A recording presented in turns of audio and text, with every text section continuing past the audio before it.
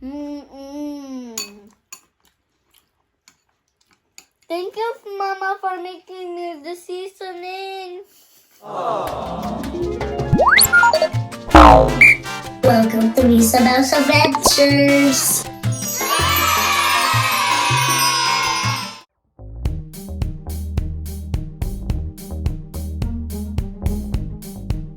Wow!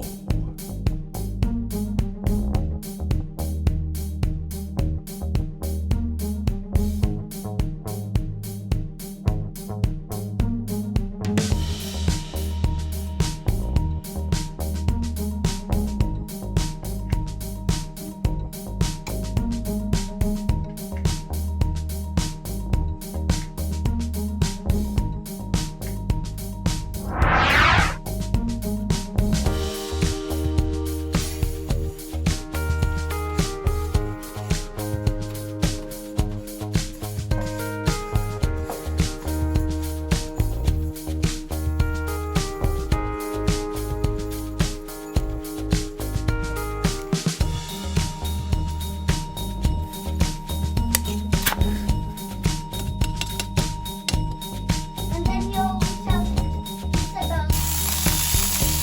Tell me whenever you will need me. This is all that I ask.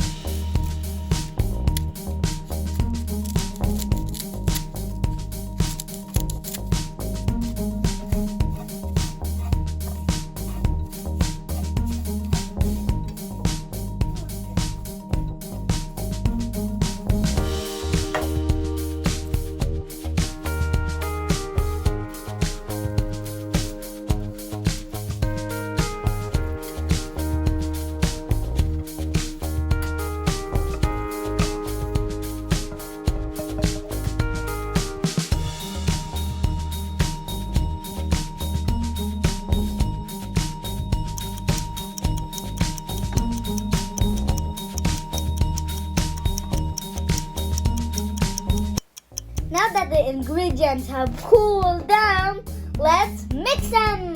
First is sesame seeds.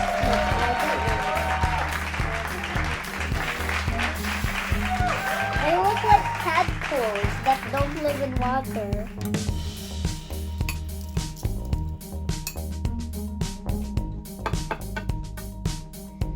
And next is, is the tuna. Wow!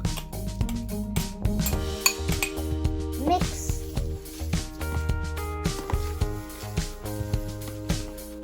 And the other tuna, it's the sweet tuna. With soy sauce and sugar, yeah.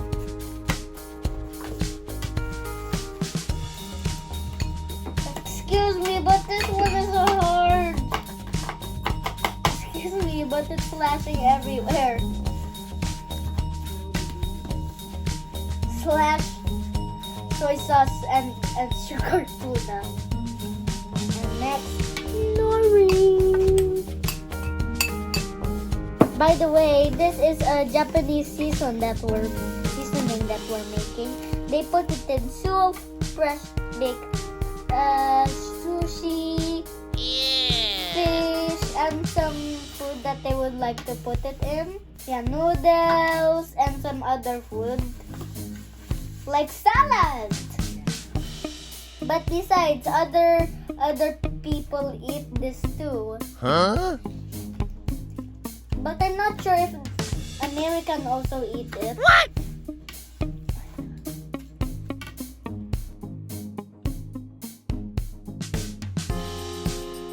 And you could also simply sprinkle it on rice. And besides, the furikake is already mixed. And now, let's taste it! Wait. Have a fun all day! Just kidding, we're not over yet.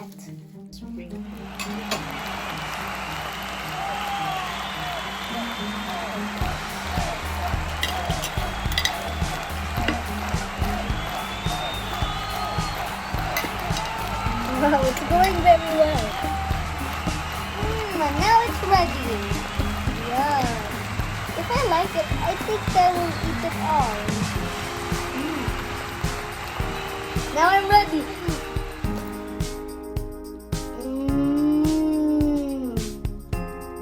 Yummy.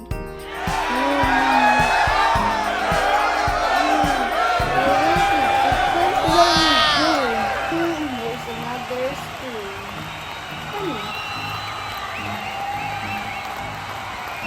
I think it's time to say goodbye. So if you like this video, please subscribe. Mama, yeah! Give a like if you like this video. And hit the bell button so you can notified about our next video. And also click the video boxes for more lovely videos. And for now, bye! Stay healthy and I will eat you on my next video. Bye!